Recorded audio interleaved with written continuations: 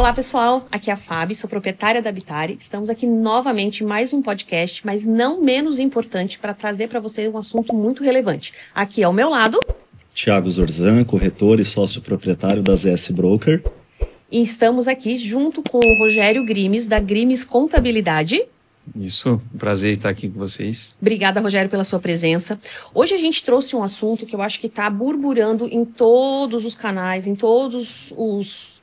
Vamos colocar, todas as vias de comunicação, que é a nova lei dos aluguéis. É a tributação da declaração do imposto de renda. Saiu uma lei nova, como todo mundo deve estar sabendo, a lei complementar 214/2025, aonde ela vai ter uma tributação diferenciada. Então a gente vai conduzir o podcast da seguinte maneira: vamos começar com o primeiro assunto, que é falando como que o governo vai tratar isso. O segundo vai ser as perguntas que todos os proprietários estão nos fazendo, e o terceiro, não menos importante, na verdade, o que vai realmente trazer para vocês a informação geral, que é como vai funcionar essa tributação para quem tem imóveis alugados. Então vamos lá, Rogério, vamos falar um pouquinho dessa lei. A gente sabe que vai ser uma lei que vai falar sobre imóveis, qual a quantidade de imóveis, qual o valor, enfim. Explica um pouquinho o que essa lei vem trazendo para a gente. Certo. A reforma tributária, ela vai integrar todos os segmentos, né? Mas... em relação à imobiliária, ela vai ter uma legislação específica, uma tributação específica, tanto para venda de imóveis como para aluguéis. Sim.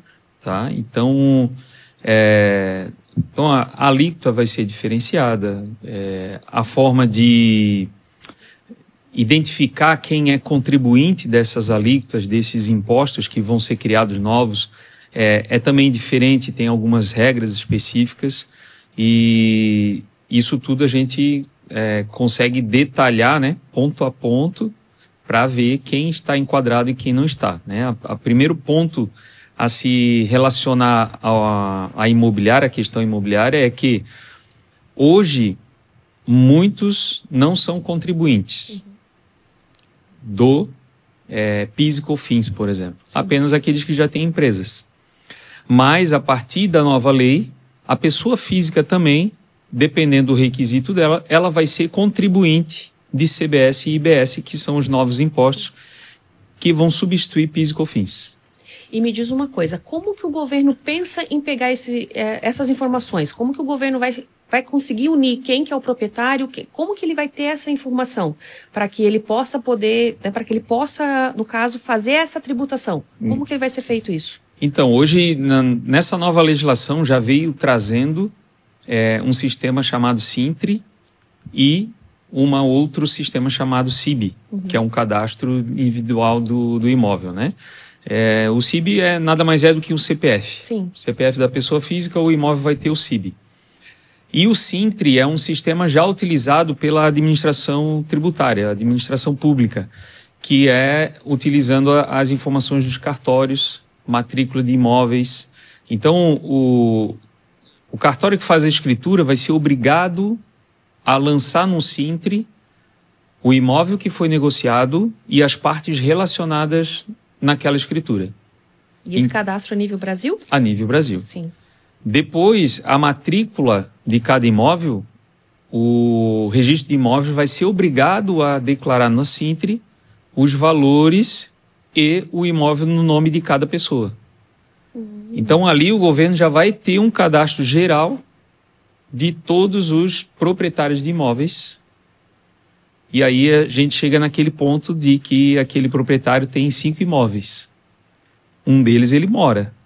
Os outros 4, pode ser que ele não tenha remuneração sobre eles, sim, mas é bem provável que sim. Vai ter que justificar. E vai ter que justificar por que não tem. Então, esse é um dos canais que o governo vai ter. Outro canal que ele vai ter, então, vai ser gerar benefícios para quem fizer essa informação.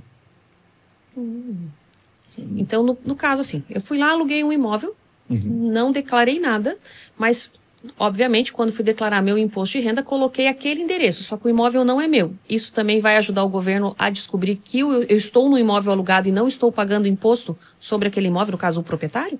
Sim, com certeza. A utilização, claro, tudo o governo vai se ajustar, aprimorar todo esse contexto, né? Mas, por exemplo, o imposto de renda, que é um dado que a gente menciona endereço. Outra questão de endereço é a atualização de título de eleitor. Né? Outra questão. Regularização do próprio CPF, né? Além do imposto de renda, muitas vezes a pessoa não faz não vou fazer imposto de renda porque daí eu não preciso declarar. Daqui a pouco ela está com pendência no CPF, o banco bloqueia a conta dela, ela tem que regularizar, lá ela vai ter que atualizar o endereço dela.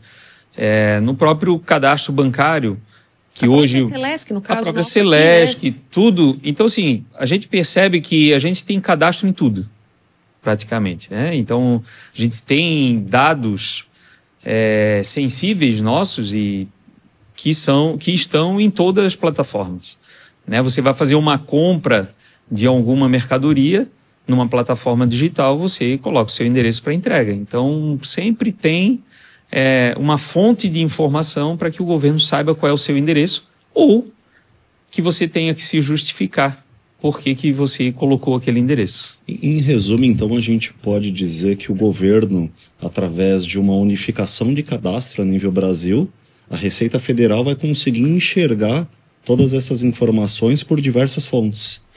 Sim, podemos dizer que hoje ele já tem isso. Uhum. Tá? Só que ele não é utilizado de uma forma efetiva. Tá? O que vai acontecer é que a partir da lei da reforma tributária, da lei complementar 214 de 2025, o governo teve a intenção de aumentar a arrecadação de tributos. E para isso ele criou novos tributos com novas regras. Então, um dos pontos é pessoas que não eram contribuintes de certo imposto que está vigente no ano de 2025, por exemplo, passará a ser contribuinte do novo imposto. Fechar o cerco, então, encontrar meios e não tem mais como... Isso, então assim, ele precisa arrecadar mais com esse pessoal que não era contribuinte, que não pagava aquele imposto e agora vai pagar. Ele vai criar fontes de informação para que ele possa cobrar. Né? Entendi. Por exemplo, um caso de analogia. As empresas sonegavam muitos impostos. O que o governo fez? Transformou as notas fiscais em notas fiscais digitais. Hoje o governo, dentro de uma base de dados, ele consegue confrontar quem comprou e quem vendeu e se de fato foi utilizado alíquotas corretas, tributação correta e tudo mais, e com isso cresceu a arrecadação. Por quê? Porque as empresas se organizaram de uma forma que elas não pagavam antes e elas tiveram que pagar. E aí, claro, o mercado aumentou o preço, tudo reflete, né? Mas o que o governo conseguiu foi a arrecadação maior. Agora o que ele está fazendo é criar uma nova sistemática para que, por exemplo, pessoas físicas paguem impostos sobre aluguéis, que ele sabe que hoje muita gente não paga. Entendi. Então ele passou a criar alguma fonte de informação, ele vai criar muitas fontes de informação para que a pessoa não permaneça sem pagar, mas que passe a pagar conforme a nova regra. Porque a gente sabe que tem a obrigatoriedade de emitir nota fiscal quando você faz a alocação e tudo mais. Mas teria algum valor de aluguel hoje, na data de hoje, sem contar com essa nova lei, que seria isento de imposto ou não? Qualquer valor de aluguel você teria que declarar no seu imposto de renda? Na pessoa física, quando nós tratamos de pessoa física, a regra do imposto de renda de pessoa física, vamos lá, a pessoa física hoje, sobre aluguéis, ela paga só imposto de renda pessoa física, tá? Ela tem só essa tributação. A legislação atual prevê que até 2.800, mais ou menos, 2.000, tem uma tabela ali, eu não sei afirmar qual o valor correto, tem o limite de isenção de rendimentos da pessoa física. Então, se ela é uma pessoa que ela não tem aposentadoria, não trabalha e ela vive de um aluguel que ela tem da própria casa ou de uma casa ao lado, em cima e embaixo, né, como seja, um cômodo, enfim, se tiver dentro desse 2.000 e tantos reais ali, ela está isenta. Então, sobre aquele aluguel, ela não paga imposto. Sim. Tá? Agora, se ela acumular com um trabalho de CLT que ela tenha, um trabalho, ela é empresária, recebe um prolabore, ou recebe qualquer outro tipo de rendimento tributável, o aluguel vai somar com aquela renda dela E aí, com certeza, ele vai passar do limite de isenção e vai ter a tributação. Ou seja, resumo, a pessoa ganhou um pouquinho a mais, tem que pagar o imposto. Vai não pagar. tem como escapar. Isso. Não tem como. O que acontece hoje na prática e que a gente percebe no mercado é que muitas pessoas físicas possuem imóveis alugados e não declaram. Então, é o chamado contrato de gaveta, né? Isso, o pessoal faz o contrato de gaveta contrato lá, de gaveta, combina com o inquilino não vai declarar também, porque hoje em dia, uma das diferenças da nova lei é isso. Hoje o inquilino não tem benefícios em declarar que ele paga aluguel. Não vai ter abatimento nenhum. Mas a partir da nova lei, algumas pessoas terão benefícios. E elas vão querer declarar. Então, para o inquilino, essa lei veio para ajudar. Para alguns tipos de inquilino, vai ajudar. Vai ajudar. Vai ajudar ele a utilizar aquele valor como crédito no pagamento de imposto dele futuro. Então, ele vai olhar para você, que é proprietário, e vai dizer... Eu preciso. Eu preciso. Com certeza. Se tu não fizer, então tá. Então paga a minha parte do imposto e aí eu não declaro, vamos dizer assim. Só que não vai fazer sentido fazer isso. Sim. Né? Tá. A gente tem uma dúvida porque, querendo ou não, hoje em dia existe o imóvel aluguel de temporada ou os... Airbnb. Ou até mesmo outras modalidades. Esses serviços também vão entrar para essa nova tributação? Sim. A nova tributação também vai trazer uma nova regra para o contrato de temporada, que ele é denominado na nova lei como contratos de temporada. São contratos de até 90 dias. Tá?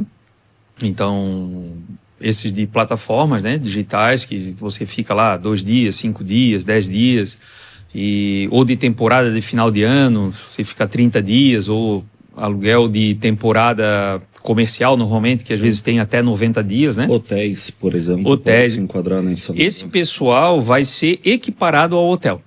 Olha. Então, eles terão uma tributação específicas para aquela atividade, classificadas naquela atividade, igual o hotel tem. Então, ele vai ser contribuinte nesse sentido, mesmo a pessoa física. E aí ele vai tributar uma alíquota maior do que o aluguel convencional. Um exemplo prático aqui, bem rápido, e depois a gente pode até aprofundar mais, mas no aluguel convencional você tem uma redução de 70% da alíquota principal. E o de temporada você vai ter uma redução de 40%. Então você já vê que o aluguel de temporada vai ter pelo menos aí 30% a mais de alíquota de imposto. Olha. Entendi. A gente tinha até separado uma pergunta justamente para destrinchar entre os diferentes perfis, que seria justamente essa. Qual a diferença de tributação entre imóveis residenciais, comerciais e os de temporada? Então, o residencial e o de temporada a gente falou. O imóvel, pelo fato dele ser comercial, um galpão, um logístico, por exemplo, uma sala comercial num centro comercial, ele vai ter alguma diferença ou não? O que vai ter a diferença ali é referente ao valor arrecadado como um residencial. Ele vai ter a diferença porque o residencial vão ter alguns fatores de ajuste, tá? Ele vai ter um fator chamado fator social, então que ele já vai reduzir a base de cálculo do imposto, né? Então, assim, vamos botar na parte prática aqui. Você vai ter um aluguel de 100%, desse aluguel de 100% que você recebe, você vai ter uma redução de 70% pela alíquota, e além desse 70%, você vai ter mais um fator social em que você vai poder reduzir em R$600 de cada aluguel. Então, você vai trazer isso a valor menor de base de cálculo para que possa aplicar a alíquota. No comercial, você não vai ter esses fatores sociais, você vai ter uma redução menor e aí, consequentemente, o comercial vai ter uma alíquota maior. Por quê? Porque o residencial entende-se que vai ser para a pessoa física, para moradia.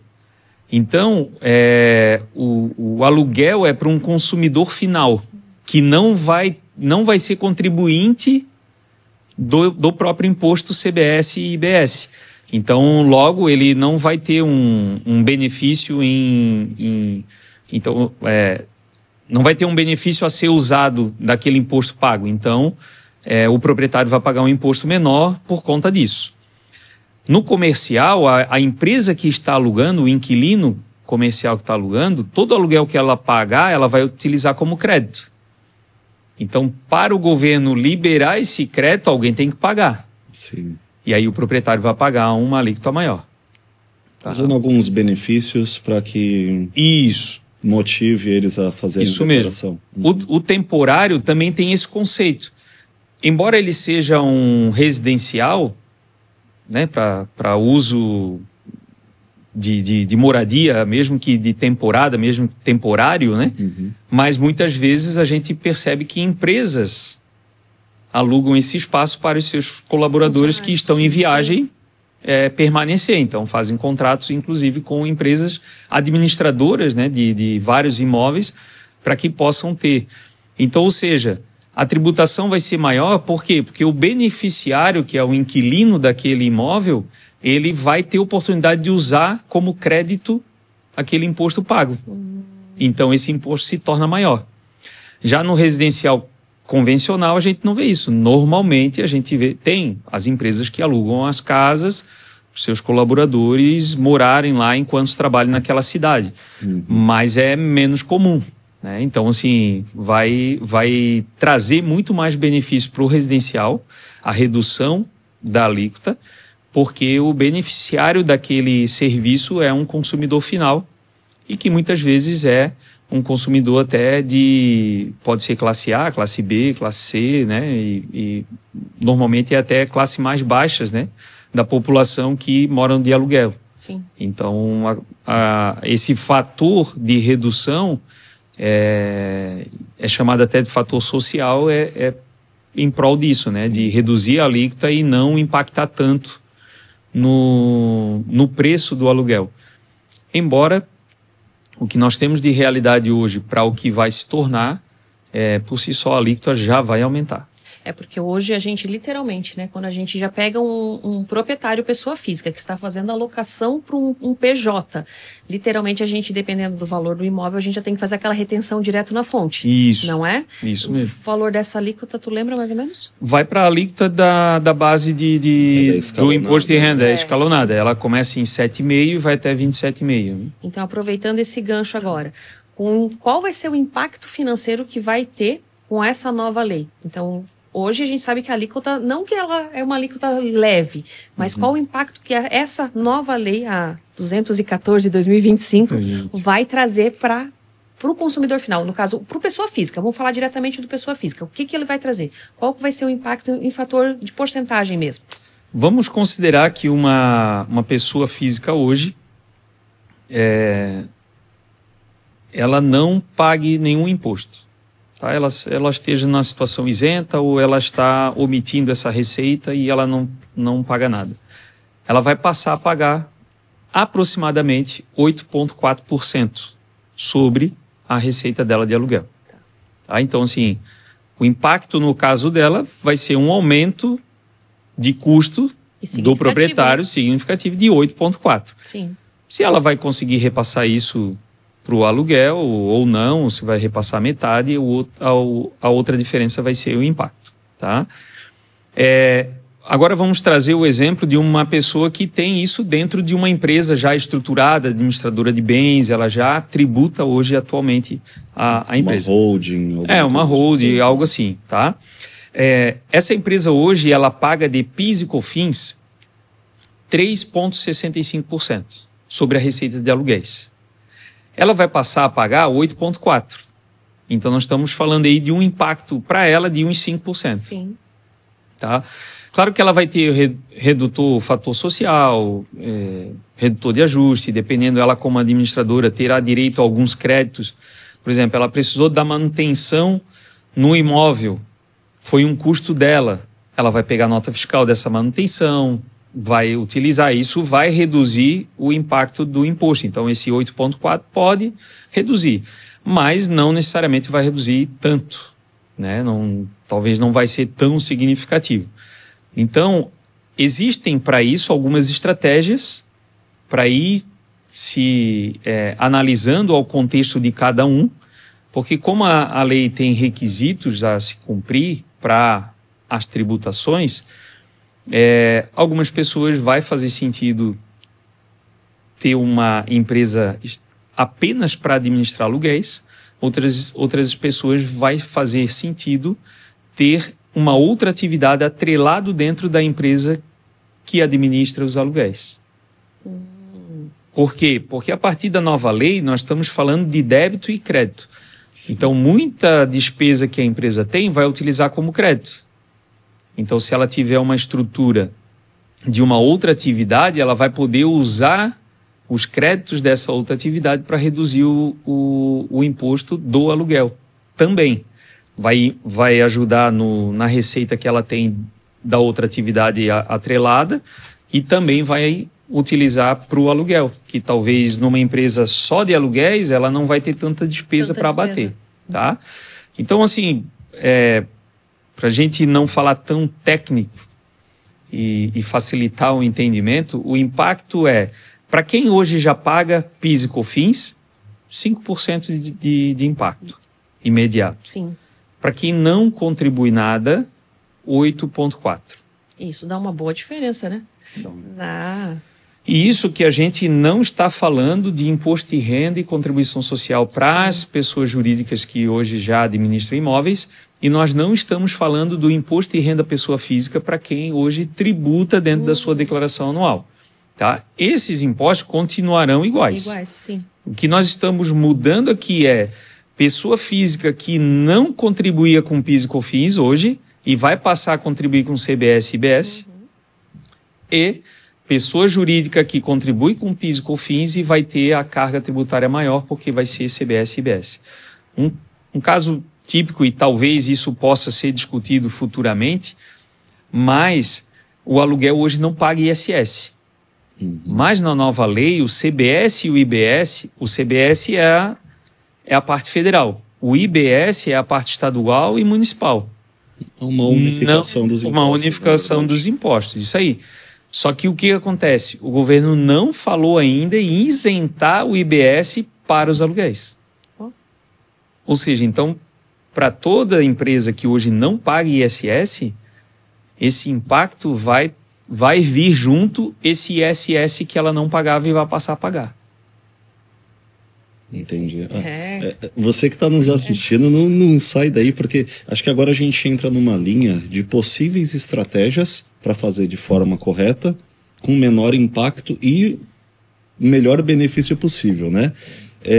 Nós gostaríamos de entender um pouquinho assim. Geralmente alguns proprietários, em se tratando de pessoa física, são casados, por exemplo, né? Então você tem o esposo e a esposa como proprietários e no cadastro, na matrícula daquele imóvel, junto à prefeitura e tudo mais. Como recebedores, qual que seria uma melhor estratégia? Porque às vezes o repasse é só na conta de uma pessoa, mas existem situações que a gente já faz essa divisão de repasse.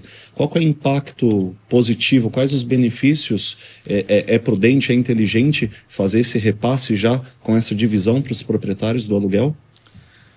Assim, como nós estamos falando de uma legislação nova, a gente subentende ainda, porque isso não foi regulamentado, mas a gente subentende com base na legislação que a gente tem hoje. Mas não é uma regra. Tá? Por exemplo, a nova lei fala de um dos enquadramentos é a pessoa ter mais de 3 imóveis, pessoa física ter mais de 3 imóveis distintos. Mas o que seriam imóveis distintos? Eu tenho um prédio dentro de um terreno que tem 4 apartamentos. Eles são imóveis distintos ou não são distintos? Eu tenho uma fazenda que tem 3 casas. Isso são imóveis distintos ou não são? A lei atual fala sobre isso, a lei de imposto de renda. O que é distinto e o que não é. O que ela considera para fins de tributação do imposto de renda e o que ela não considera. Então a gente subentende que o que o imposto de renda fala possa ser usado na regulamentação da nova lei, mas não é regra. Por quê? Porque nós estamos falando de uma nova lei que está vindo para aumentar a arrecadação. Vai por matrícula, vai por número se de casa possível, 1, casa 2, casa 3. Isso, se possível. E aí a gente vem para essa situação do casal que pode dividir o aluguel. Será que a nova lei vai permitir isso? Ou vai entender que o imóvel em comum é tributado diretamente... A renda familiar e tributa de uma vez só. Então, assim, é difícil a gente gerar essa expectativa como regra, tá? O que a gente está muito atento é saber em que momento isso vai ser publicado, né, no Diário Oficial, o regulamento e tudo mais, para que a gente esteja ciente e possa passar a melhor informação definitiva. Tá? Nesse momento é difícil a gente gerar essa expectativa de que vai ser igual ao imposto de renda. Então, assim, o que deve ser feito nesse momento para que não gere uma expectativa falsa, vamos dizer assim, ou que dê uma situação inversa? É que crie cenários. Nesse momento, o que a gente tem feito? A gente tem criado cenários. Por exemplo, a alíquota da reforma tributária está prevista de 28%. Mas há pessoas mais pessimistas que já falaram em 30%. E pessoas mais otimistas já falam em 25%, 26%. Então, qual é a nossa base de informação? 3 cenários. Como é que fica o cálculo da sua receita em 26,5%, 26%, em 28% e em 30%. E aí você ter uma visão do impacto desses 3 cenários vai lhe trazer uma visão maior de que, assim, tudo pode acontecer, mas na pior das hipóteses vai ser o 30%. Pode ser que não seja o 30%, pode ser que seja o 28%, o 26%, mas algumas regras de imóveis distintos, imóveis em casamento, me gere um aumento da arrecadação e, na minha visão do meu cenário final lá, que eu tinha de expectativa, embora seja a alíquota de 26%, mas eu já tinha um cenário que o pagamento seria em torno de 30%. E é o que aconteceu com base naquilo que a gente tem de realidade dos imóveis, tá? Então, é bom nesse momento pensar no cenário atual, Sim. Porque, de fato, os imóveis vão começar a ser cadastrados, haverão benefícios para isso e todo mundo vai, quando perceber, vai utilizar o cadastro. E aí o governo vai ter a base de dados para cobrar. Isso é um assunto extremamente importante. A gente está falando do metro quadrado de um dos metros quadrados mais valorizados nos últimos anos aqui em Itajaí, Balneário, Itapema e região, né? Então, com certeza, esse impacto aí brilhou os olhos do governo, da Receita Federal, para ter esse tipo de arrecadação. Eu acho que não vai ter para onde correr, não. Acho que o cerco vai fechar cada vez mais, as informações vão ser abertas e não tem mais o que fazer. É isso pra gente que é de imobiliária, que a gente acaba, vamos vender um imóvel para que você coloque para aluguel, para que você tenha uma renda, até mesmo para os investidores. A gente sabe a quantidade de investidor que a gente tem na nossa região, que estão alugando agora os famosos lofts, né, para depois trabalhar com Airbnb, enfim, trabalhar nessa pegada tipo hotel. Ou seja, a gente estava vendendo algo que seria lucrativo e agora automaticamente a gente tem que abrir o olho deles para que a gente fale para eles, olha, é legal você ter isso, mas você vai ter agora uma contrapartida que é essa lei. Então, assim, eu acho que agora para a gente finalizar as nossas últimas perguntas aqui, finalizar o bloco, eu acho que as obrigações, né, os acessórios, o que a gente vai ter que cumprir em 2026, agora eu vou pedir para que o Rogério explane bem da lei mesmo, fale que são 3 imóveis, qual o valor, acho que é 240 mil que você tinha comentado com a gente. Isso. Enfim, agora eu quero que você explique mesmo como que é essa lei, como que vai funcionar, como que vai impactar. É 1º de janeiro já de 2026 ou ano que vem vai ser só uma patinada para que realmente em 2027 todo mundo esteja regulamentado, vamos colocar assim. Isso. O que acontece em 2026? Algumas regras, a regra principal vai iniciar em 2027, mas o olhar de requisito para 2027 será o olhar para 2026. Ou seja, tem que estar atento a partir do ano que vem. Isso. O que acontecer em 2026 vai ser base de dados para que você seja enquadrado em 2027 ou não enquadrado. Tá. na nova lei. Ou seja, não espere para 2027, inicie já em 2026. Isso, já inicie em 2025 um planejamento para você entender em que momento você está, em que cenário você está e o que pode acontecer, para que em 2026 você já rode o seu negócio sabendo que em 2027 vai mudar ou não mudar a sua realidade tributária com base naquilo que você transitou em 2026. Então, 2026, para fins de reforma tributária, haverá uma mudança, a indicação do CBS como teste para as empresas. Em 2025, algumas empresas, até 500 empresas mais ou menos, aderiram ao sistema para ajudar o governo ao trabalho, né, trazer feedback, melhorias que precisam ser. Então, 2026 o governo vai liberar para o restante das empresas, por obrigação terão que fazer um período de teste para que o sistema possa ficar bem alinhado, porque 2027 vai virar a chave e vai ter que mudar. Então lá eles têm um ano aí, 12 meses para consertar tudo, ajustar tudo para 2027 rodar. Inclusive, recentemente agora, esse mês, o governo já apresentou, a Receita Federal já apresentou o sistema que vai ser utilizado e ele é 150 vezes mais potente do que o sistema do Pix. Nossa! E o sistema do Pix, a gente vê que passa um Pix para você aqui, você olha e já está aí. Ou seja, o sistema é muito rápido. Muito rápido. A Receita Federal está com um sistema 150 vezes melhor do que o atual aí do Pix, tá? Então, assim, eles estão se preparando, isso é um caminho sem volta e a gente precisa se adequar. Está havendo muita informação e que vai transformar e vai piorar e vai... Mas, enfim, estou 30 anos na atividade e já vi muitas mudanças tributárias. E em todas elas a gente passou. Passou uma onda, dificuldade, adequação, mas a gente está aqui hoje pagando os impostos. Sim. Adequado em cada legislação que foi criada. Hoje, muito dos impostos que a gente paga hoje, nós não pagávamos tempos atrás, anos atrás, e hoje a gente está todo mundo pagando. Pagando e conseguindo, né? Adquirindo, e enfim, estamos fazendo negócios igual, tá? Então, assim, vamos trazer a regra do que vai ser a nova lei. A nova lei ela vai tratar do contribuinte e do não contribuinte. Tá? Ela não vai ser mais uma lei destinada a pessoa jurídica e pessoa física. Não, ela vai ser uma lei única para pessoa física e pessoa jurídica, só que pessoa jurídica e pessoa física serão contribuintes ou não contribuintes da CBS e IBS. Tá? Trazendo para a legislação imobiliária, que tem alguns artigos destinados dentro da lei, especificamente para a área imobiliária, tratando de todos os assuntos, incorporação, construção, aluguel, locação de temporada, tem todos os fatores de ajustes ali e valores de referência. Tá?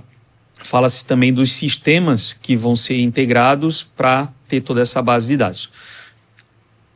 A pessoa jurídica por si só que tem aluguel, ela já é contribuinte do PIS e COFINS e ela vai simplesmente trocar para a CBS e vai se adequar às regras. Mas a pessoa física é o maior impacto. É Sim. O que mais a gente tem dúvidas, talvez, massa, na verdade, talvez seja a grande massa até da carteira de clientes de vocês, né? A pessoa física que tem um imóvel, 2 até 5, 10, enfim. A legislação ela trouxe uma regra para equiparar essa pessoa física a contribuinte da CBS e IBS. E a regra é, em 2027, nós vamos olhar para 2026.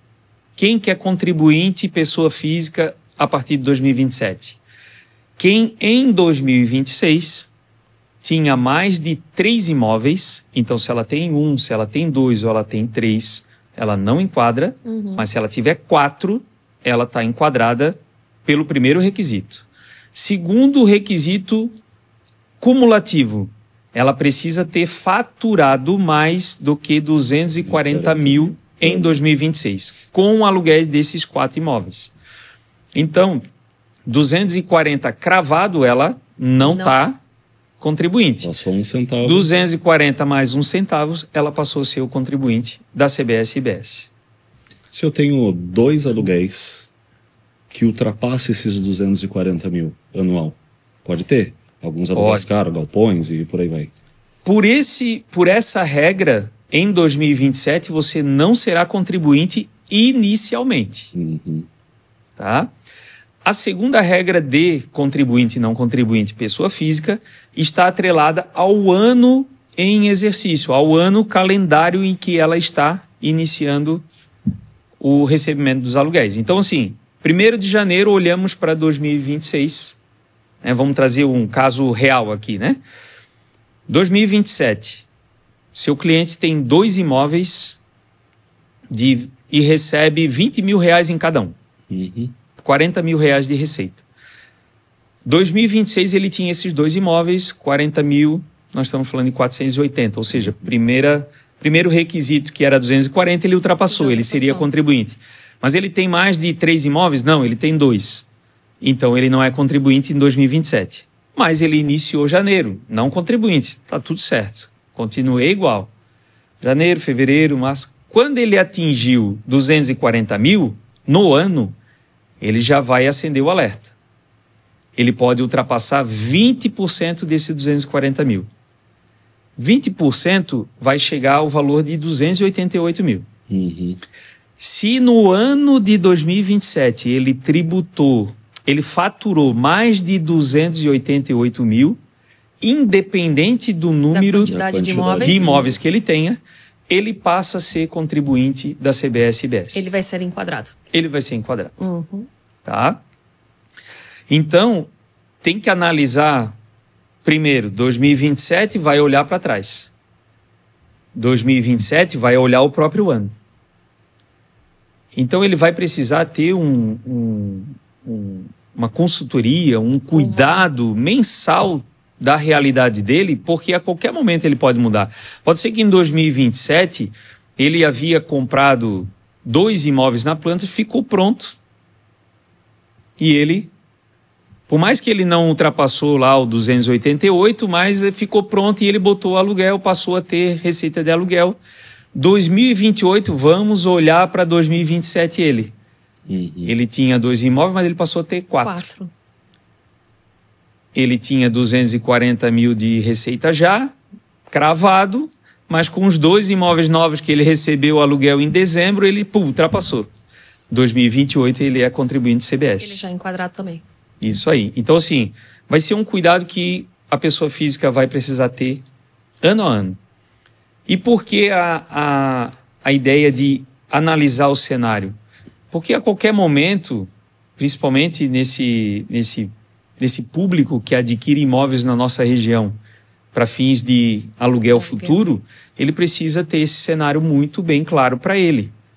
Por quê? Porque ele pode, num ano, não ser contribuinte e se permanecer como pessoa física, mas no ano seguinte ele pode ser enquadrado. Então ele precisa ter esse cenário bem desenhado, porque vai valer a pena eu me manter na pessoa física contribuinte da CBS e IBS, ou vai ser preferível eu transformar todo o meu planejamento numa pessoa jurídica que vai ter uma tributação talvez mais vantajosa.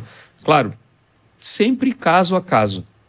Não é o meu vizinho que fez uma hold, botou os imóveis todos e agora ele está pagando menos, que vai servir para o meu caso. Não necessariamente, tá? O seu vizinho tem uma estrutura, valores de imóveis de uma forma, você tem os seus imóveis, é outro bairro, outra estrutura. Seu vizinho tem um imóvel comercial junto, você não tem, você é só residencial, isso tudo vai influenciar. Então, é importante que cada cliente procure um especialista sobre a reforma tributária, alguém que esteja antenado aos assuntos da parte imobiliária, para que ele possa ter uma consultoria específica para o cenário dele. Não adianta olhar para o vizinho. Não adianta olhar para o vizinho e a gente... É costume, né? Rogério, uma locação onde as duas partes, o locador e o locatário, são pessoa física, Como que o locador faz esta declaração? É um carnê-leão mensal, espera fechar o ano e declara tudo de uma vez? Como que funciona um cenário residencial, onde o locador é pessoa física e o locatário também é pessoa física? Além de procurar o Rogério da Greenes para ter essa consultoria, como que ele faz isso no decorrer do ano? Certo. Para fins de imposto de renda, a obrigação dele é controlar um carnê-leão. Que o carnê-leão nada mais é do que um livro caixa dentro de um sistema da Receita Federal, tá? E ele é chamado carnê-leão, que a Receita Federal é considerado o leão, né? Que morde a gente. O devorador. O devorador da nossa receita, né? Os nossos sócios. Para pegar uma parte do que a gente produz. Então, dentro desse carnê-leão é um livro caixa ali. Você vai lançar sua receita de aluguel e vai lançar as suas despesas sobre o imóvel, sobre aquilo que mês a mês. E ao final daquele livro caixa, o próprio sistema vai calcular o valor que você deve pagar. E aí gera uma guia e você paga mensalmente essa guia. Ao final do ano, no ano seguinte, né, você faz a declaração de imposto de renda, que é chamada de declaração de ajuste anual do imposto de renda pessoa física. Tá? Então, ela é uma declaração de ajustar aquilo que você já pagou durante o ano, para ver se você pagou a menos ou a mais. Se pagou a menos, paga a diferença. Se pagou a mais, você restitui aquilo que pagou a mais. Tá? Então, assim, essa pessoa física que recebe aluguel, ela já tem hoje essa obrigação de fazer o carnê-leão. Tá? Agora, ela passando a ser contribuinte do CBS e IBS, ela vai ter uma nova obrigação, que vai ser o cálculo da CBS e IBS, e certamente haverá uma declaração a ela fazer para declarar e gerar essa guia de pagamento. Tá? Então, isso vai ser uma nova obrigação que não foi regulamentada ainda, mas vai existir se ela assim for contribuinte. Se for um cliente em que relação de pessoa física com pessoa física é um aluguel, ela já viu no cenário dela que ela não vai ser contribuinte, a obrigação dela é o imposto de renda pessoa física, que é o carnê-leão. Tá? O que acontece hoje de diferente é que hoje o governo não tem um sistema tão efetivo de cadastros imobiliários e controle de receita desses cadastros imobiliários. A partir da nova lei, ele está anunciando que ele vai ter um sistema muito mais efetivo e ele vai fazer esse controle de receita. Além de ter o sistema, ele vai obrigar alguns fornecedores e fontes de informação a abrir para ele cruzar isso. Então, assim, um caso específico de benefício que vai gerar é, por exemplo, uma empresa paga aluguel para uma pessoa física. E essa empresa, desse aluguel, ela precisa ter o crédito para o negócio dela. Ela vai pagar obrigando a pessoa física a declarar esse aluguel a benefício próprio dela, entendeu? Como inquilina. Então, essa já vai ser um caminho em que vai ser obrigatório a declarar. Aquela pessoa física que hoje não quer declarar, que ela luta e briga e quer receber em dinheiro para não movimentar, ela vai se sentir obrigada ou a encerrar o contrato com a empresa que ela tem, ou, outro caso, um profissional liberal que é pessoa física e tem um consultório lá locado. Ele vai obrigar, porque para a atividade dele, o aluguel vai servir como crédito para abatimento do imposto dele final. Então, aquela pessoa física que tem aquele consultório proprietário daquele imóvel vai se ver obrigada a declarar. Então, as pessoas, por mais que elas não sejam contribuintes de CBS e IBS, elas vão passar a ter uma obrigação de declarar o imposto de renda e ali, claro, vai chegar naquela tabela de 27,5 e elas vão começar a perceber a necessidade de fazer uma empresa para administrar esses bens que ela tiver. Tá? Então, assim, a importância de analisar cada cenário e cada cliente, inquilino, vai ser muito importante para ela entender onde é que ela está e aonde ela vai caminhar. A gente está falando aqui só em a pessoa declarar, em fazer tudo, mas vale a pena a gente também colocar aqui que a pessoa resolveu não declarar. Vamos dar um exemplo aqui. Eu não fiz periodicamente ali o acompanhamento. Vamos dizer que a Fabiana tem 4 imóveis alugados e faturei os seus 260 mil anual. Só que eu não fiz periodicamente, não acompanhei, chegou lá dezembro de 26, mudando para dezembro de 27. O que o governo vai fazer? Ele vai me notificar? Ele vai já me penalizar? Ou literalmente eu já sou enquadrada, tenho que pagar o imposto, não tem para onde correr? Como regra hoje, o que acontece? O governo, ele te intima da informação que ele tem e te dá um prazo para corrigir. Tá. Que a gente chama de um prazo de espontaneidade. Nesse momento, você é penalizada pela multa e juro decorrente do imposto pago em atraso. E isso varia? Isso varia até 20% de multa e o juro é o juro de 1% ao mês ou Selic, né? Dependendo, normalmente é Selic, tá? Tá. E aí dependendo da Selic, hoje que está alta, está aí 1,30, 1,20, 1,10, né? Então é mais do que 1%. Então você vai ter esse prazo de espontaneidade. Você não cumpriu esse prazo, você ainda bateu o pé, não quer aparecer, não vou fazer.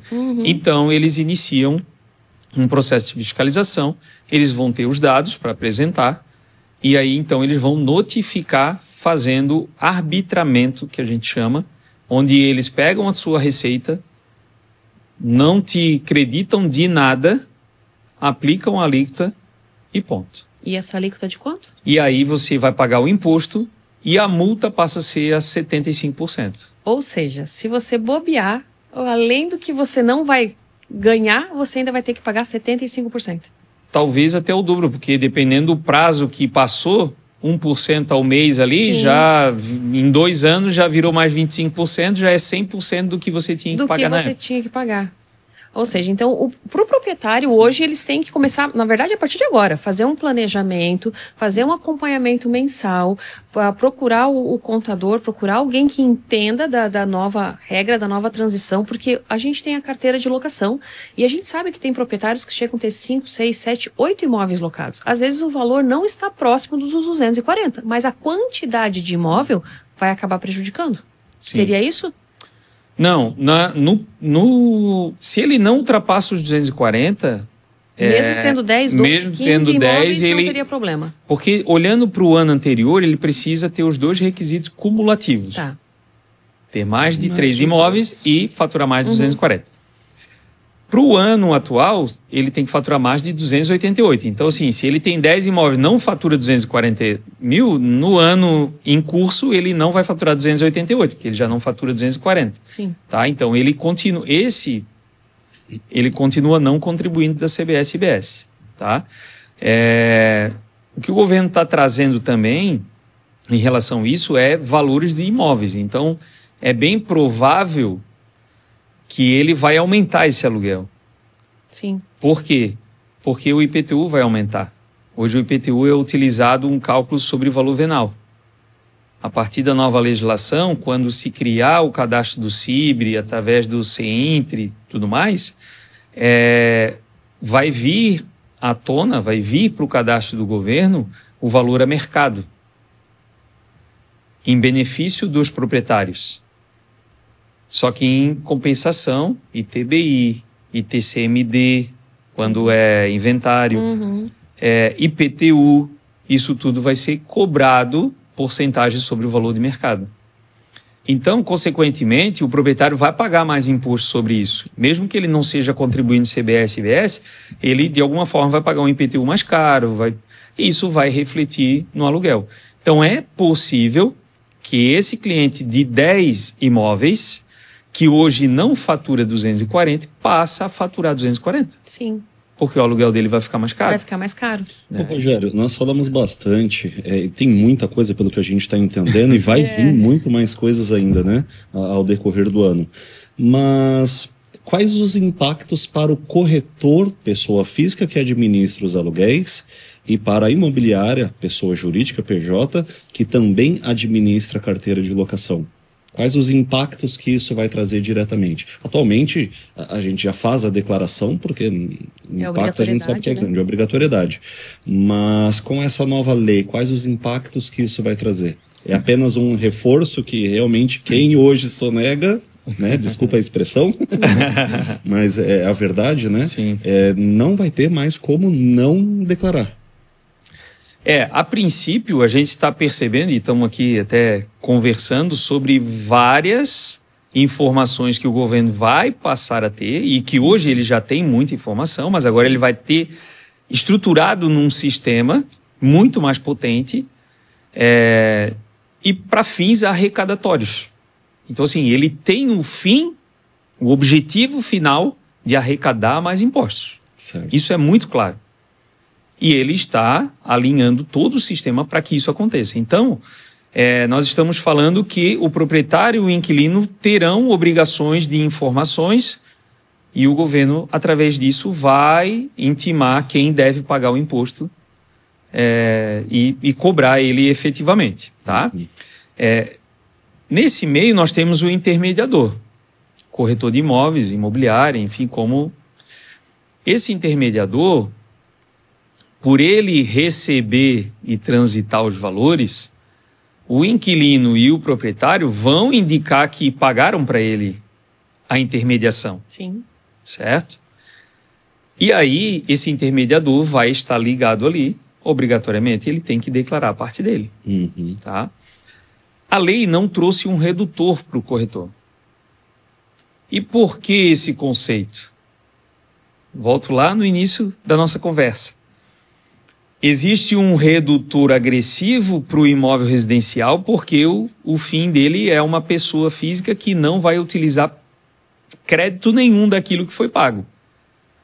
Agora vocês percebem que vocês estão no meio de uma integração de inquilino e proprietário, em que o proprietário vai utilizar integralmente o valor pago ao intermediador como crédito para abatimento do imposto dele. Logo, o governo do intermediador vai querer receber 100%. Também. Mesmo o proprietário sendo pessoa física?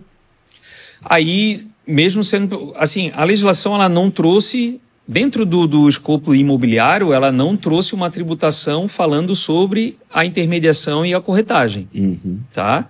Então, logo subentende que vai para a regra geral de empresas em geral.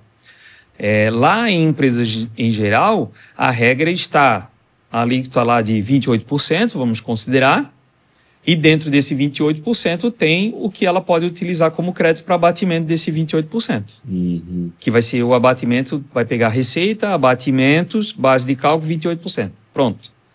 Ele não tem esse redutor de 50%, 40%, 70%, que a atividade imobiliária, construção, incorporação e aluguéis de temporada possuem. Tá? Então, o corretor, possivelmente, não haverá redutores, mas ele haverá a regra empresarial para abater.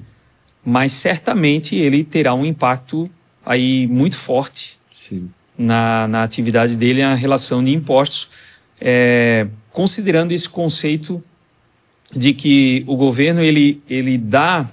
Isso já é regra atual, tá? O governo dá créditos para um próximo passo, desde que o passo anterior pagou integralmente aquele crédito, entendeu? É como se fosse uma transferência. Você lá na ponta não vai pagar tudo. Tudo bem, você vai poder usar o crédito. Mas a pessoa aqui pagou. Ele vai receber de qualquer Ele vai receber de qualquer forma, é isso mesmo, entendeu? Ele vai receber 100%. Sim. Só que ele vai beneficiar algumas pessoas em detrimento de outras pagarem mais. Talvez uma boa sugestão, então, é que o corretor pessoa física passe a se estruturar ainda mais, se profissionalizar ainda mais, em criar o CNPJ de forma legal, para que esta arrecadação seja através do CNPJ, que subentende-se que você tem uma alíquota menor se comparado ao imposto de pessoa física. Sim. E digo mais, não só estruturar num simples CNPJ, onde hoje a gente tem a figura do Simples Nacional, que é muito facilitado, simplificado e tudo mais, mas que o corretor, quem sabe, dependendo a situação dele, o cenário dele, ele se estruture de fato como uma empresa em que mesmo que ele seja sozinho, ele tenha despesas estruturadas dentro da própria empresa para que ele possa abater no imposto que vai pagar, entendeu? Entendi. Porque, por exemplo, o que acontece hoje, né? O corretor é sozinho, ele vai lá, abre um CNPJ, tributa seus impostos lá, mas, pô, todo o trabalho de imagem que ele faz, todo o trabalho de mídia que ele faz, todo esse custo, ele hoje não coloca como custo da empresa porque não abate nada. Então, no fim, ele contrata o mais barato, aquele que talvez não vai emitir nota fiscal, ele vai... Entendeu? Ele não se estrutura como empresa nesse sentido para abatimento do imposto, porque não faz sentido nesse momento. Mas ele analisar esse cenário da onde ele está, que faturamento ele tem e quais são as despesas de fato que ele tem dentro da própria empresa e que hoje ele paga como pessoa física, né? Às vezes um cartão de crédito que ele tem na pessoa física porque é mais vantajoso, acumula milhas e tudo mais, mas ele poderia estar dentro da empresa, ele tem lá um cadastro de tráfego pago que hoje se utiliza muito, está na pessoa física dele, porque ele fez o cadastro lá rapidamente e está funcionando, está tudo certo. Tem que estruturar dentro de uma empresa para comprovar que o pagamento para a plataforma digital abate no faturamento dele como crédito de imposto. Então, tudo isso vai fazer sentido para o corretor. Embora a legislação não prevê o encerramento do Simples Nacional nesse momento. Mas haverão situações que as empresas serão forçadas a sair do Simples Nacional para manter relações comerciais com outras empresas que vão precisar de crédito. Entendi. Então, se nós analisarmos dessa forma, o corretor vai entrar nesse viés também, entendeu? Atualmente a gente enxerga que para você sair do Simples, para você ir para o lucro real, um lucro presumido, são esses benefícios. Mas com tudo isso que está acontecendo, o impacto vai ser mais rápido ainda, né? Essa migração, não Sim. somente o faturamento. Porque... Vamos analisar a seguinte situação. Não está previsto na legislação, mas talvez venha no regulamento a seguinte situação. Você é corretor de imóveis, tem a sua empresa no Simples Nacional já, e você emite nota fiscal para o aluguel. Que você recebe, intermedia, você emite a nota fiscal lá para o proprietário, e o proprietário não utiliza para nada, porque ele também já não declara tanto assim e tal, ele sempre dá uma maquiagem na situação fiscal dele e está tudo certo. Mas a partir da nova lei, ele vai se sentir obrigado, o cenário dele é complicado, ele precisa se estruturar, precisa se organizar, e um dos fatores vai ser a nota fiscal do corretor como crédito para ele não pagar imposto. Mas ele, no estudo do cenário, ele percebeu que o corretor dele, estando no Simples Nacional, o crédito gerado é mínimo, É pouco. ou talvez é zero. Ele vai olhar para o corretor e vai dizer, ou você se adequa à nova lei para que eu possa ter o meu crédito, ou encerramos o contrato e eu vou procurar outro que tenha. Que tenha, sim. Então, veja que você não estará obrigado a se adequar por uma questão sua muito relativamente moral de ter que pagar imposto, de acreditar que não, eu tenho que pagar imposto para estar legal diante de tudo e tal. Mas não, você vai ser obrigado pelas suas relações comerciais. Então, a reforma tributária ela está se estruturando dessa forma, para que as pessoas cobrem uma das outras a relação. Por muitos anos o governo tem a campanha exija nota fiscal. Você já foi em vários estabelecimentos, está lá a plaquinha lá, exija nota fiscal. Você exige a nota fiscal? Não, eu não exijo a nota fiscal. A pessoa às vezes pergunta, quer a nota fiscal? Não quero. As empresas hoje estão obrigadas a emitir nota fiscal porque vendem no cartão de crédito. O cartão de crédito é uma plataforma que informa a Receita vem e notifica o lojista. Então, por isso que ele emite a nota fiscal, algo que ele não emitia anos atrás. Então, assim, o próprio sistema fez ele ser um pagador de impostos. E assim a reforma tributária está tentando atrelar todos os segmentos.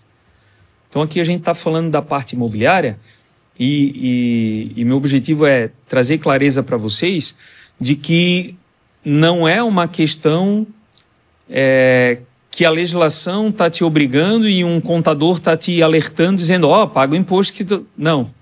Você vai perceber no dia a dia que a relação comercial que você tem vai obrigar você a se adequar. Vai trazer uma obrigatoriedade para que todos se adaptem. Naturalmente. Eu lembro na época, trazendo outra analogia, e tempos atrás que eu passei por esse ciclo e estando na parte fiscal eu percebi essa mudança, foi a questão do cartão de crédito. Eu lembro que eu era jovem, pequeno, ainda sou jovem. Eu era criança e eu lembro que quem tinha cartão de crédito eram pessoas diferenciadas, né? O cara te abria a carteira, tu via um cartão de crédito, é rico, né? Na nossa linguagem da época, o cara é rico. E ao longo do tempo, começaram... Eu lembro que quando eu estava na faculdade, inclusive dentro da Univale, que está na nossa cidade, o Banco do Brasil tinha uma unidade ali e eles tinham uma conta jovem. E essa conta jovem dava direito a um cartão de crédito. Olha isso. E eu, como universitário, fui lá, abri essa conta jovem, que era para os universitários mesmo, e tive meu primeiro cartão de crédito. Isso para mim foi o máximo, porque eu lembrava de quando criança, quem tinha cartão de crédito era rico, e eu me senti uma pessoa muito importante, porque eu tinha um cartão de crédito. Depois que eu terminei a faculdade e passei a ter muito mais atividade dentro da contabilidade, eu percebi que o governo criou sistemas de controle de receita dos lojistas por cartão de crédito. Oh. E aí eu lembrei do tempo da popularização do cartão de crédito. Ou seja, foi tudo muito sutil. Se popularizou o cartão de crédito, não se cobrava mais anuidade, então todo mundo passou a ter. Qualquer loja, Magazine Luiza, Casas Bahia, passaram a oferecer cartão de crédito para compras e todo mundo passou a ter o dinheiro de plástico. Uhum. E hoje em dia você vai na padaria comprar o pão de R$5, R$10, você passa o cartão. Ou débito ou crédito, você não anda mais com dinheiro. Dificilmente você está com dinheiro. E aí depois dessa popularidade toda, onde todos os lojistas... Eu lembro de ir em loja, chega assim, aceita cartão de crédito? Não, não aceita. Então eu virava as costas. E o lojista passou a se obrigar a ter uma maquininha de cartão, porque ele estava perdendo venda. Sim. Então, a partir do momento que estava todo mundo no sistema, o governo veio, abriu o sistema, vamos ver aqui quem que gasta mais no cartão. Quem é que gasta mais no cartão aqui?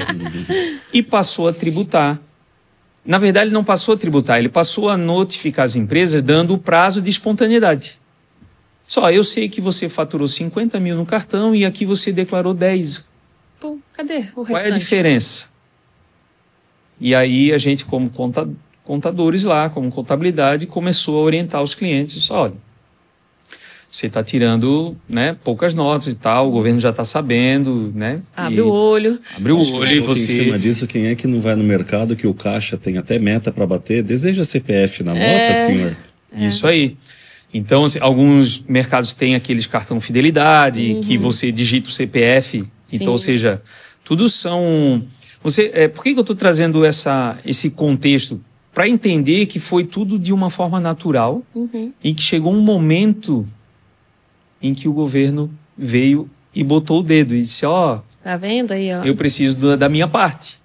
E aí todo mundo se estruturou. Sim. Porque tiveram que pagar taxa de cartão, taxa de plataforma, né? O tráfego pago também passou a todo mundo vender. O governo agora recentemente veio e disse assim para as plataformas digitais, ei, cadê minha parte? Eu quero os dados. E foi nas empresas e disse, ei, aqui tu vendeu tanto na plataforma, cadê o meu dinheiro? Então eles estão fazendo esse processo.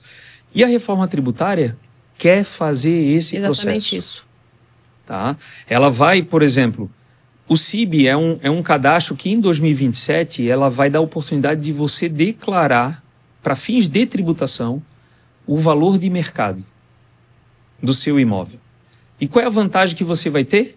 Se você vender o imóvel, ele te dá o desconto no ganho de capital.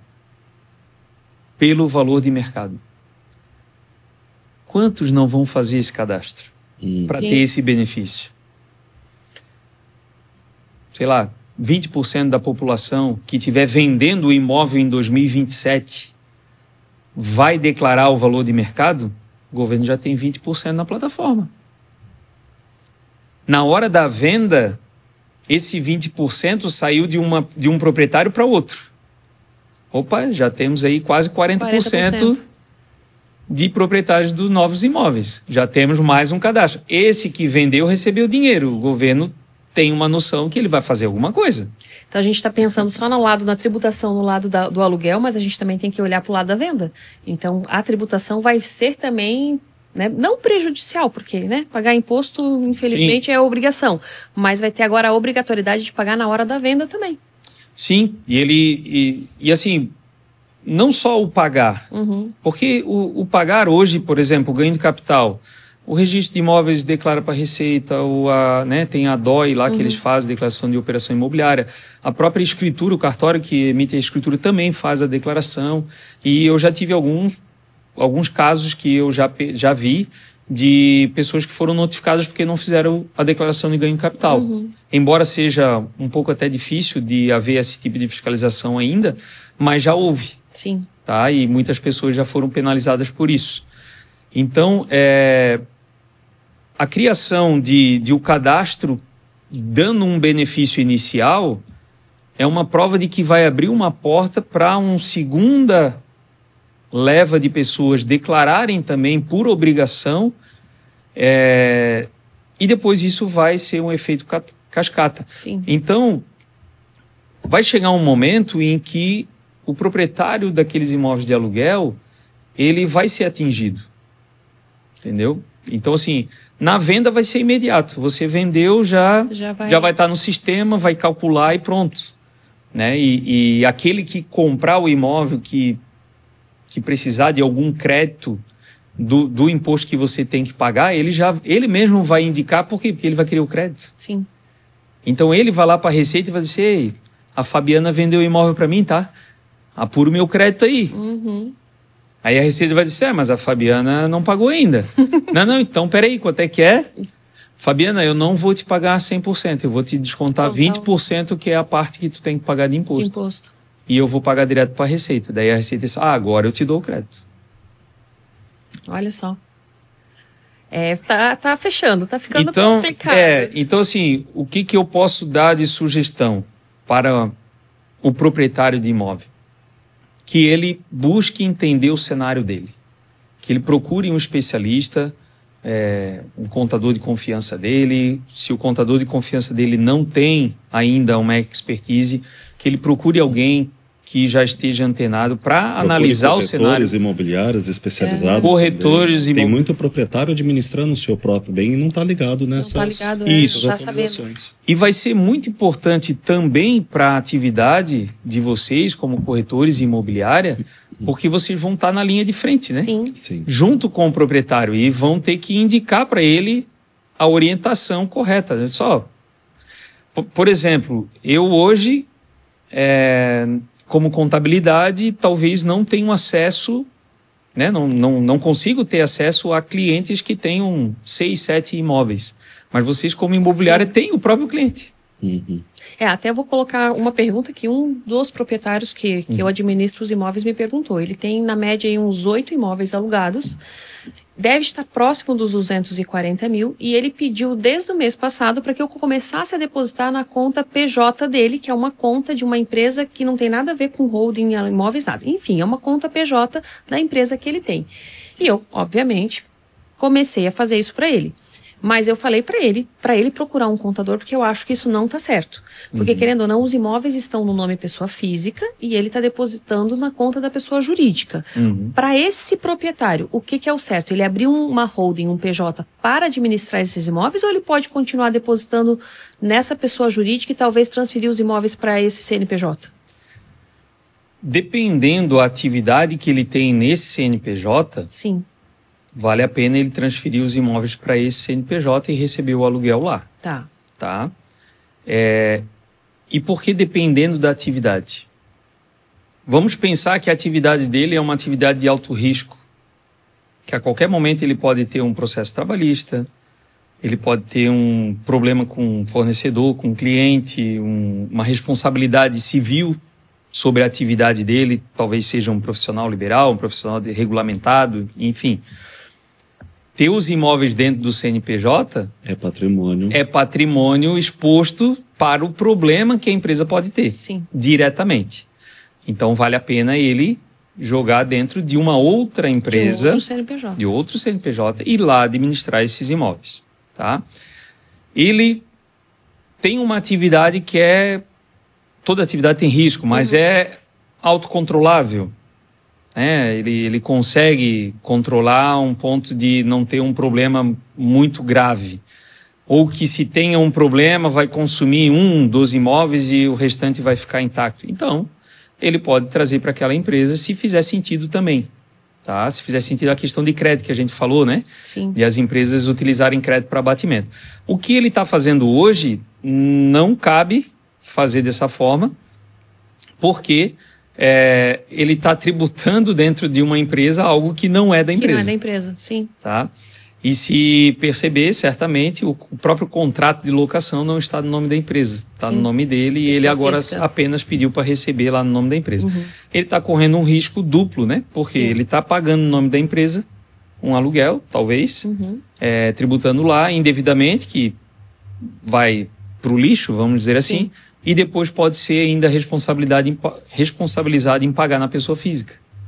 Então, no fim, ter uma bitributação, tá? O que dá para estruturar, talvez, no caso dele, é uma questão de administração. Aí teria que analisar o cenário dele para ver se há possibilidade de fazer uma sublocação e aí dentro da sublocação tributar parte desse aluguel separadamente. Tá? Mas isso é algo que precisa estudar caso a caso, analisar se vale a pena, se faz sentido, para não trazer uma solução assim muito genérica e criar expectativa que depois não se concretize, né? Eu estou trazendo o caso dos clientes aqui, já que eles perguntaram, a gente vai passar para ti.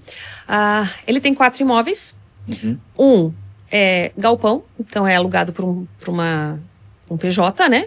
O outro, ele deixa com que a filha more, não é cobrado o aluguel. O outro imóvel é um aluguel um pouco mais em conta, mas é um aluguel que ele fez contrato de gaveta, de boca, e o último é o que eu administro. Então, ele tem 4 situações totalmente diferentes. Mas na somatória vai ultrapassar o valor, e sem contar que ele já tem 4 imóveis. Neste caso, vamos colocar, né, o imóvel que está ali para o filho morar, seria o único que ele não precisaria pagar o imposto? Só para a gente poder entender, ou todos? Como usufruto porque familiar? Como é o filho que está morando, Isso, é o único que ele não precisaria. A legislação prevê imóveis que tenham rendimentos onerosos, tá? Que tenham contrato oneroso. Tá. Contrato oneroso é aluguel, arrendamento, temporada, é oneroso, é que retorna dinheiro pelo uso. Tá? Contrato de comodato ou contrato de cessão de uso e tudo mais, que não tenha uma contrapartida financeira, não é oneroso, não entra nessa contagem. Tá? Então, assim, ele precisa ter os 4 imóveis rendendo os aluguéis. Então, para deixar bem claro essa regra, tá? São mais de 3 imóveis residenciais, então 4 imóveis residenciais, que a soma do aluguel dos 4 seja superior a 240 ao ano. Ao ano anterior, né? Sim. E ao ano próprio, independente do número de aluguéis, ultrapasse a 288. Então, por exemplo, ele tem um imóvel residencial lá que ele pode ser contribuinte desde que ele seja desde que dentro do próprio ano ele receba mais de 288, independente de quantos imóveis ele tem. Imóvel comercial, ele não entra nessa regra de redução, ele vai entrar numa regra específica de pagamento. Então, pode ser que no comercial, mesmo ele sendo pessoa física, ele seja contribuinte CBS e IBS por ser imóvel comercial. Então, além do imposto de renda normal, ele vai ter que pagar os 2 novos impostos, as 2 novas tributações. Isso mesmo. Por ele ser considerado contribuinte por ter um imóvel comercial, por exemplo. Então, assim, quando a gente fala dessa regra, nós estamos falando restrito a imóveis residenciais. Então, a pessoa física que tem um comercial, ela já tem que analisar o cenário dela. Por isso a importância da pessoa analisar mês a mês como é que está o cenário dela, o que ela tem, porque o governo vai olhar, ela tem 5 imóveis, um ela mora e os outros 4, como é que estão? Ah, mas os outros 4 tem um que é o filho que mora. Mas e os outros 3, como estão? Então, aí, mesmo que os outros 3 cheguem no valor, automaticamente, um é sendo comercial, automaticamente ele já vai ser enquadrado. Por exemplo, no caso dele, foi até interessante esse caso. Por exemplo, vamos supor que os 4 imóveis são residenciais dele, tá? Mas a filha mora. A filha ou o filho, enfim, moram lá e outro ele mora, então ele tem 2 residencial. Mas a filha comprou outro apartamento, foi morar em outro, liberou aquele apartamento, passou a alugar aquele. Já mudou a situação. Ele comprou outro apartamento, foi morar e aquele que ele morava, ele passou a alugar. Já pronto. Já mudou todo o cenário. E isso pode acontecer em 1 ano. Sim. Dentro do próprio ano. Então, ele pode sair... Esse é o cuidado que tem que ter e vai necessitar de um cuidado mensal. Porque a qualquer momento o proprietário pode mudar a qualidade dele de contribuinte ou não contribuinte. Mais alguma questão dos seus proprietários, dos seus inquilinos que você queira apurar aqui? Acho que não, acho que nós conseguimos explanar bastante coisa, sem sombra de dúvida. Eu acho que eu já vou deixar um convite para um próximo podcast com esse assunto, porque pelo que nós entendemos aqui, vai ter muita atualização. Sim. Né? E a nossa intenção, trazer o Rogério como um contador experiente, né, aqui na cidade de Itajaí, Fabiana como proprietária da Habitar e eu como corretor, né? É tudo especialistas aí na gestão de locação e vendas também. Sim. É tentar trazer o máximo de informação possível. Então, eu acho que a gente pode ir para a consideração final. Sim. Aqui. Acho que ficou um conteúdo muito interessante, mas que vai surgir muita novidade ainda. Eu acho que assim, né, dúvidas todo mundo vai ter. Às vezes a dúvida da pessoa pode ser que não seja uma dúvida pertinente, mas é uma dúvida que está incomodando ela. Então, com certeza a gente vai marcar talvez uma nova conversa, mas aí a gente, quem sabe, traz um convidado, traz um proprietário para ser mais espontâneo, até para que ele traga as próprias perguntas, as próprias dúvidas. A gente, como administra uma carteira aí com proprietários que têm bastante imóveis, dúvidas estão surgindo diariamente, por isso que a gente marcou esse podcast. Então, eu acho que a gente vai ter ainda assuntos, porque é uma ramificação muito grande, assuntos ainda para tratar. Queria muito te agradecer a sua presença, falar que foi de uma honra, né, escutar tudo isso, e a gente é só uma formiguinha no meio disso, você está há 30 anos nesse ramo, e a gente tem muito a aprender contigo, gostaria de agradecer, queria que você deixasse o nome do escritório, enfim, o endereço, o que tu quiser, fique à vontade para falar suas palavras finais, para que a gente possa te agradecer e finalizar o programa. Também agradeço o convite e é uma honra estar aqui, poder passar um pouco desse conteúdo, é novo, né? Sim. Tudo muito novo, estamos estudando muito, gastando horas e madrugadas para estudar e aprender essa nova legislação, algo que a gente já está acostumado a fazer, porque a legislação sempre muda, mas nesse momento está sendo uma legislação muito densa, extensa e mudança em todo o segmento, não é só um segmento. Fico à disposição do pessoal, né? Quem quiser pode buscar meu contato com vocês, né? Os proprietários, inquilinos que tiverem dúvida. Como eu falei, cada um vai ter o seu cenário, então cada um vai ter a sua dúvida específica e realmente precisa analisar o cenário de cada um, porque a legislação vai ter os requisitos próprios para cada um. E deixo à disposição. Vou passar aqui as nossas redes sociais, Grimes e Pereira Contabilidade, @Grimes e Pereira Contabilidade no Instagram, no Facebook também, LinkedIn, ou se quiser a minha rede social pessoal é @Rogério Grimes Contador. Também LinkedIn, Facebook, Instagram, TikTok, onde estamos distribuindo conteúdo por tudo aí, porque é importante, né? Todo mundo precisa ter a informação. Maravilha. Thiago? Agradecer, a gente sabe que o tempo ainda mais de um contador, né, que cuida da vida e das finanças de todo mundo aí é muito importante, mas espero que esse conteúdo tenha agradado a todo mundo aí que vai acompanhar, vai assistir isso, e vamos aprender, né? Com certeza. Então, mais uma vez, agradeço a presença do Rogério, agradeço a presença aqui do meu parceiro, do Thiago, e nos próximos episódios, com certeza, teremos mais informações sobre essa reforma tributária, para que você fique atento e você, proprietário, não pague mais impostos do que merece, né? Porque a gente já sabe que paga bastante coisa. Então, fiquem atentos e até lá. Obrigado. Obrigada, Rogério.